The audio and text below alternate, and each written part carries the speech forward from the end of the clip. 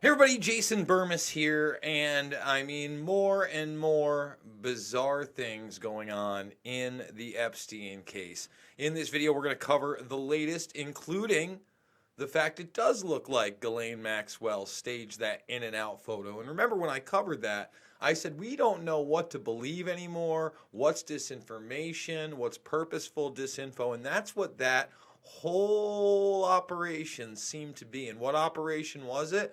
I don't know whether it was damage control because she was found on the East Coast, possibly in a relationship with a tech millionaire whose family left the house when she moved in. Maybe it was to put out misinformation regarding the intelligence ties by the book that she was reading.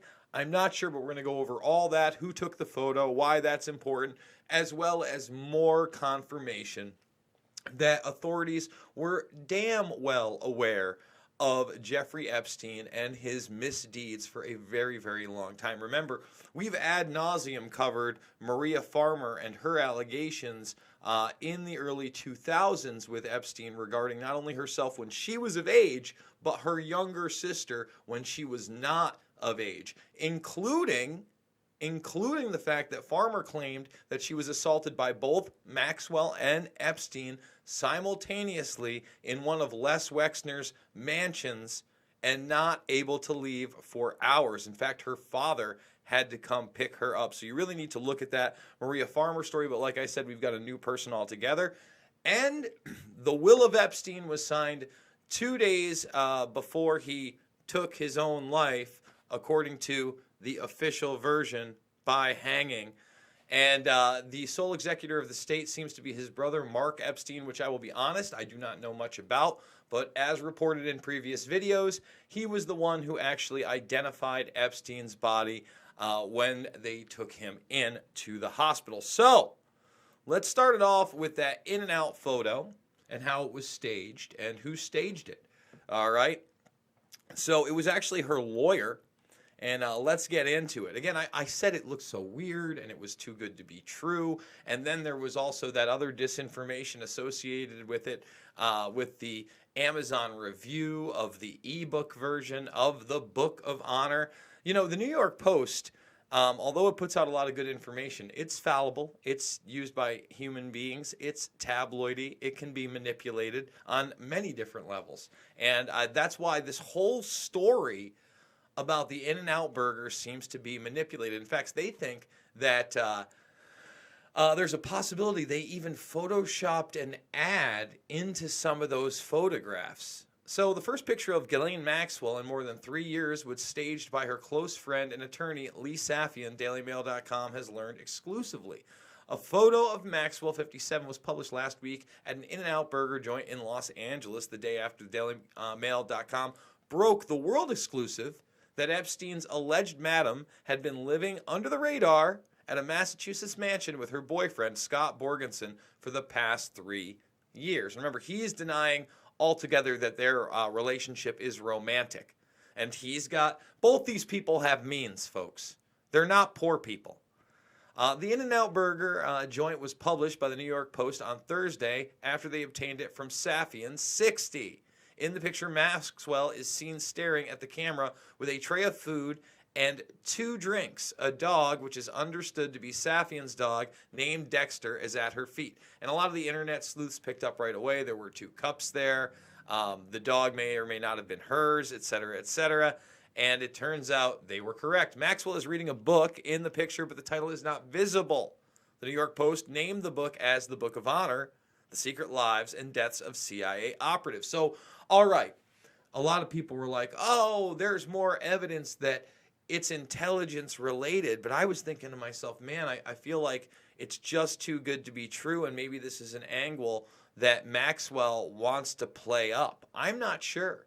Or maybe it's kind of a threat if she is connected to intelligence and she is a well-known operative inside, saying, hey, I get it, you know, you guys took Jeff in and he's no longer with us, but I'm not going to be silenced and I've got secrets too. I don't know what this means, okay? According to the photograph's metadata reviewed by DailyMail.com, the photograph is tagged with Meadowgate.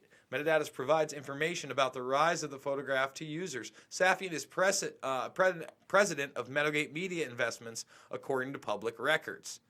And this is the woman that is her lawyer, and that's her lawyer's dog that's in the photo. Okay. According to the New York Post, the person taking the photo had surprised Maxwell, remember? Remember they had that stupid, well, I guess this is the last time I'll be eating here. All right, but they changed that a little bit. The release of the photo has been plagued with questions surrounding the apparent inconsistencies. The Mail on Sunday reported this weekend that one of the Americans' biggest outdoor advertising companies alleged at least one photo of Maxwell had been altered. Behind Maxwell can be seen a bus shelter displaying the ad for the movie Good Boys, which opened in the U.S. this past Friday. You see how they stuck that in there? There's only one problem.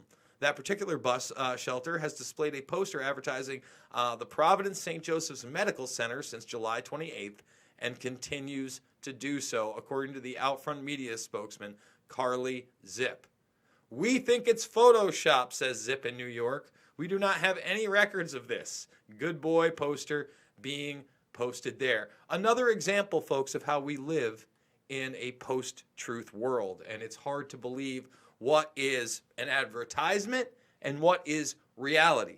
What is purposeful disinformation or what is misinformation by mistake? It's all out there. So this story here, this is what I was telling you. We've got another person saying, hey, I went to authorities about Epstein a long time ago, all the way back in 1997.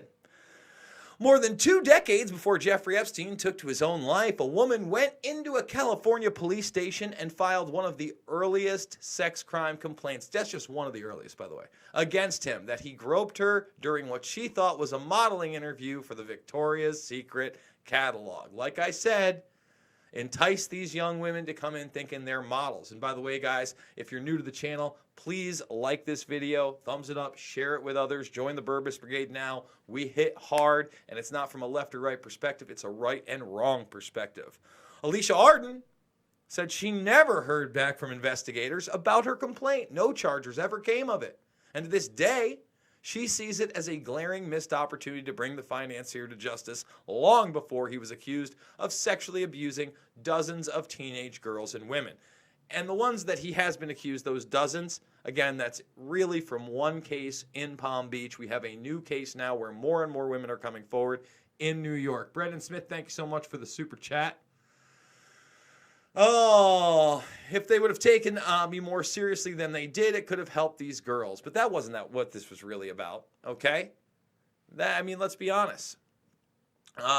In response to Associated Press inquiries and public records requests, Santa Monica Police agreed last week to summarize parts of the detective's notes to a reporter. Oh, there are notes.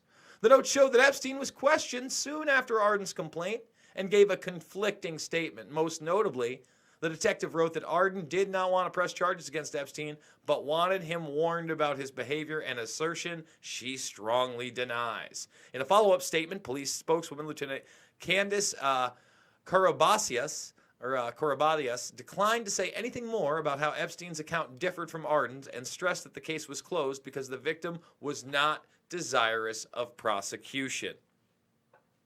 You'll have to decide for yourself there. Now, I want to point out that I found a lot of these stories through an Open Secret, which is a great place to follow, but it's also a great place to follow at Trey Billion, Big Fish. And basically, he's been going through some of the documents there, some of the flight records and some of the black book stuff. And if you take a look, we have that 2,000 plus pages of releases, so there's even more things there.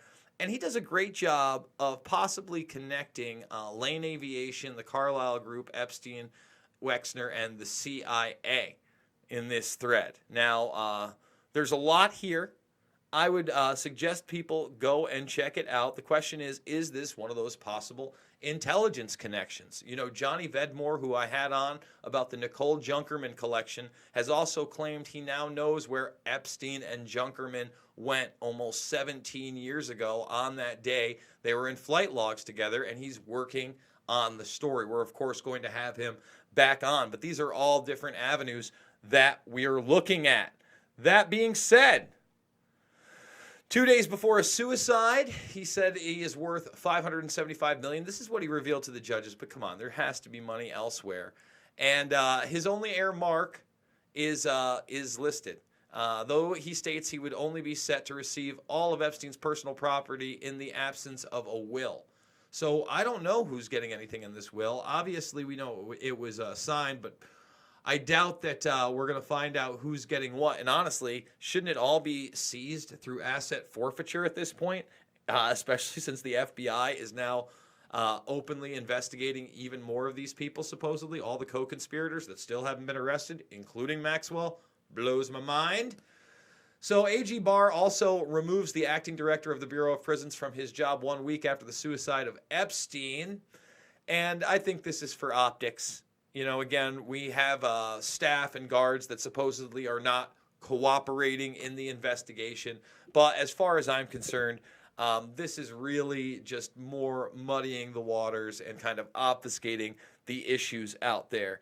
And talk about obfuscating the issues and trying to, you know, go with the more Hollywood, bizarre, oh, look, Maxwell and Epstein with the royal family, including Prince Andrew, on a duck hunt, when they should be focusing on Prince Andrew being an arms dealer and decades long accused pedo. But when you have people like Lord Mountbatten, by the way, and I'm going to do a whole video on this probably tomorrow, who was the, viceroy and the mentor to Prince Charles, who was surveilled by the FBI for 3 decades and nothing was done, when he was a homosexual for a lust for young boys. This is a story out yesterday. Par for the course, right?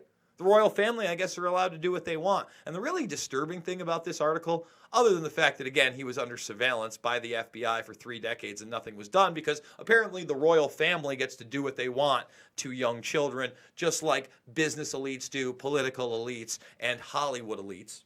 That seems to be, again, par for the course. They never use the term pedophile. Not once. And that's disgusting. So there's going to be a whole video about Lord Mountbatten and others in this royal circle of pedophilia coming up.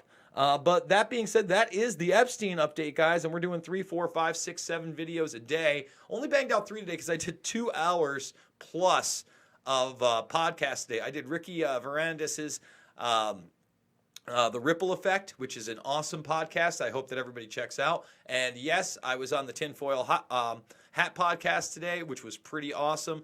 There were 4 of us, which was even cooler. It was kind of a round table. I thought it looked great. I hope it sounded great. And the best thing about that is that I think that's going to be out tomorrow, and that's mostly Epstein, but we went a lot of different places. We're bringing people in. If you like what I'm doing here, please thumbs the video up right now. Share it on social media. Put it on the Reddit, wherever you can. And become a member of the Burmese Brigade. Ring those bells for notifications. And guys, it started yesterday, and it's going for 1 month. It's Burmese Brigade Media Month 3. That's how I'm doing this.